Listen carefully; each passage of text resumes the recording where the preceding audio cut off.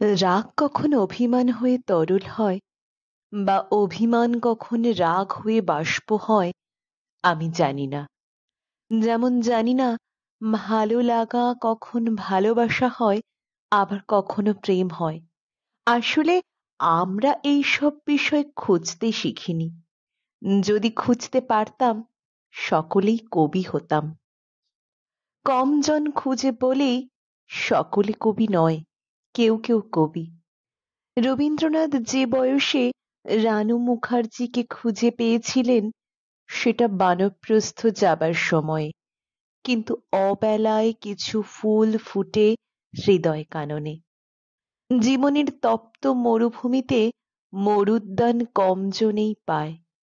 মরীচিকা হয়ে অনেকেই আসে, অনেকেই চলে যায়, বলা ভালো হারিয়ে যায়। বিজ্ঞানে পড়েছি হ্যালির ধূমকেতু প্রতি ৭৬ বছর পর পর পৃথিবীকে ঘুরে যায় বলে দেখা যায়। আর পৃথিবীও সেই ধূমকেতুকে দেখবে বলে শবরীর প্রতিঘাতে থাকে। সৌম্যের প্রাক যৌবনে সুচেতনা দেখা দিয়েছিল অনেকটা প্রজ্বলিত ধূমকেতুর পুচ্ছের মতো, সূর্যের আলোতেও যে দীপ্যমান। সেই ধূমকেতু হারিয়ে গেলেও সৌম্য জানত তার সাধনায় সে সুচেতনাকে খুঁজে পাবেই। রবীন্দ্রনাথ আমৃত্যু বৌঠান কাদম্বিনীকে খুঁজেছেন কবিতায়, গানে, তার সৃজনে। খণ্ডিত কাদম্বিনীকে অনেকের মধ্যে খুঁজে পেলেও অখণ্ড কাদম্বিনী অধরাই থাকলেন সৌম্য। ও তেমন করেই সুচেতনাকে খুঁজে বেরিয়েছে। নিজের স্ত্রী প্রান্তিকার মধ্যে কিছুটা পেয়েছে, সবটা পায়নি। সহকর্মী, আত্মীয়া, বান্ধবীর মধ্যে কোথাও অখণ্ড সুচেতনাকে দেখতে পায়নি। সৌম্য মাঝে মধ্যে নিজেকে প্রশ্ন করে সুচেতনাকে কি খুব সুন্দরী, খুব ফর্সা, উঁচু, লম্বা, বা ও কি সুচেতনাকে সত্যি ভালোবাসতো, বা সুচেতনা ওকে? এই প্রশ্নের উত্তরের মধ্যে সৌম্য সুচেতনাকে খোঁজে। না, সুচেতনা সৌম্যকে ভালোবাসতো না। সত্যি, তবে কি সৌম্য ভালোবাসতো? উত্তর সে নিজেই জানে না। হয়তো ভালোবাসতো, হয়তো সাহস করেই বলতে পারেনি। অত্যন্ত নিম্ন মধ্যবিত্ত ঘরের সৌম্যের কাছে সুচেতনা রূপকথার রাজকন্যার মতো দুই বিনুনি ঝুলিয়ে, চোখে গাঢ় ফ্রেমের চশমা আর সুমিষ্ট গলা হতে পারে, ছোটখাটো চেহারা হতে পারে, খুব ফর্সা না, কিন্তু সব মিলিয়ে বিমুগ্ধ বিস্ময়ে চেয়ে দেখার মধ্যেই মনের আকাশের স্বপ্নের রামধনু তৈরি হতো।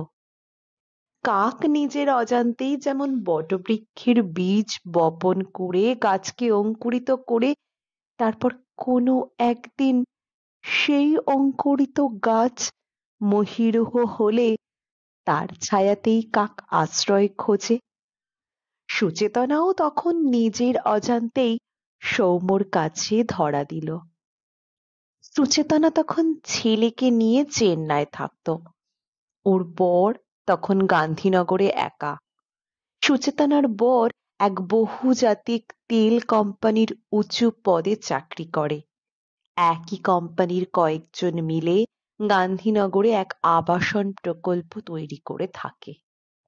চেন্নাইতে সুচেতনার সময় কাটে কাটে না সারাদিন মোবাইল হাতে হাতে নিয়ে।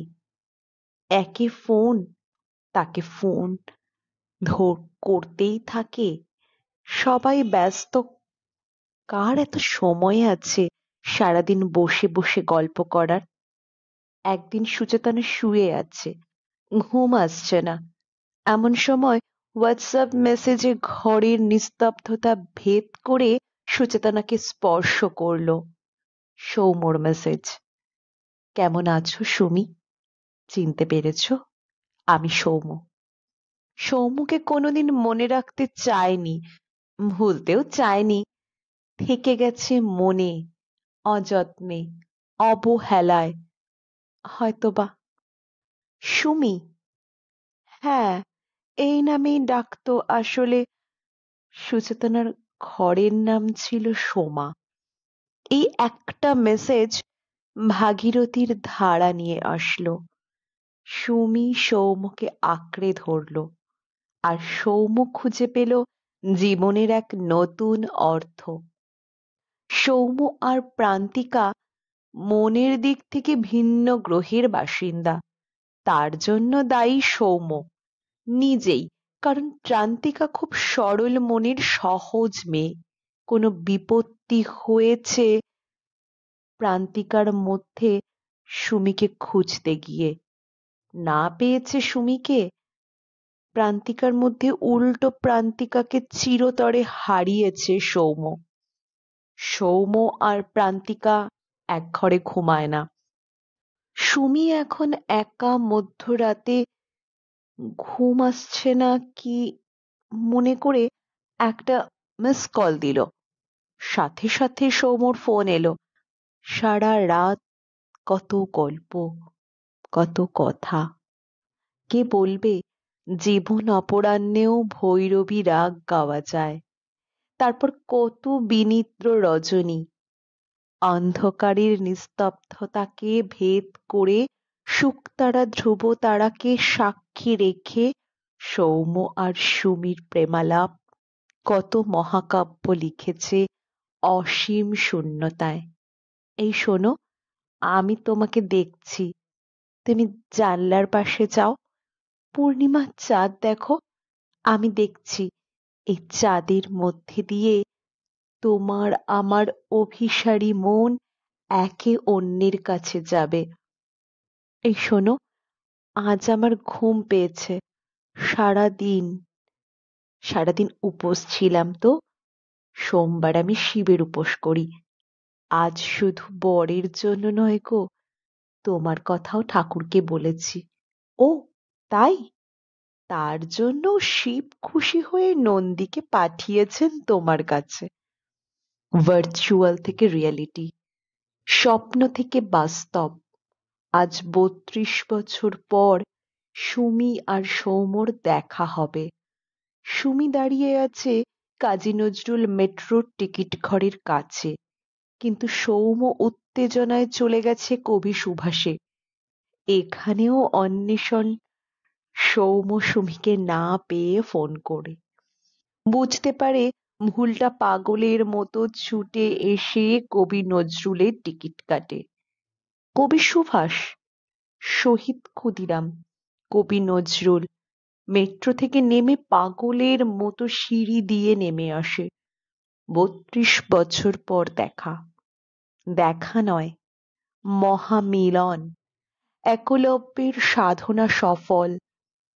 মোহনায় যেমন নদী সাগরের সাথে মিলে এই মুহূর্তে স্বপ্ন আর বাস্তবের মিলনে যে উত্তাল ঢেউ তৈরি হলো, তাতে দুজনেই প্রায় ডুবন্ত। গড়িয়াহাটের সুদীপার কেবিনে ২ নম্বর টেবিলে মুখোমুখি সুমি সৌম্য। সময়, বয়স সবকিছু থমকে দাঁড়িয়েছে এই ২ নম্বর টেবিলে। স্টার্টার, মেনু, ডেজার্ট সব মিলিয়ে সকাল ১১টা থেকে বিকেল ৪টে। কত দণ্ড, কত প্রহর, কত পল অনুপল আজ মহাকালীর অনন্ত সময়ের স্রোতে মিলে মিশে একাকার। তারপর গড়িয়াহাটে শ্রীনিকেতন, আনন্দনিকেতন। সৌম্য সুমিকে শাড়ি দিতে চাইছে। সৌম্যর জেদের কাছে হার মেনে সুমি বেছে নিল একখানি নীল শাড়ি। আহা, আকাশ নীল, সমুদ্র নীল, আর তুমি নীলিমায় নীল সুমি। দারুণ লাগছে। সেলসম্যান সুমির গায়ে আলতো করে শাড়ি পরিয়ে দিয়ে বলল, দেখুন দাদা, কেমন লাগছে বৌদিকে। আরে সালা, বলে কি, গাঁজা খায়নি তো? দাদা বৌদি, এ যে বাদুড়ের গলায় মুক্তোর মালা। এইভাবেই সৌম্য নিজেকে ছোট ভাবে। শাড়ির দাম মিটিয়ে নিউ টাউনের ইকো পার্ক, ইকো পার্কে বসে দিনান্তের নিভন্ত আলোয় চোখের সমস্ত তৃষ্ণাকে ধুয়ে মুছে দেখে নিতে চায় তার স্বপ্নের মানসীকে। সন্ধ্যা নেমে এসেছে, নয়নের আলো জ্বলে ওঠে। একটা সময় সুমি হোঁচট খেতে ছিল, সোম হাত ধরে নেওয়ায় নিজেকে সামলে নিতে পেরেছিল। সেই স্পর্শ মনে যে অমৃত সুধা ঢেলেছিল, প্রান্তিকার দেহ নিংড়ানোর রস আর সেই অমৃত রসের কাছে হার মানবে। সন্ধ্যা গড়িয়ে রাত আসে, হলুদ ট্যাক্সি ছুটে চলেছে, গন্তব্য নজরুল মেট্রো। ট্যাক্সি থেকে সুমি নেমে পড়ে। প্রচন্ড ভিড়, গাড়ি দাঁড়াতে চায় না। সুমি নেমে পেছনের গ্লাসে টোকা দেয়। অন্ধকারে সৌম হাত নাড়ে।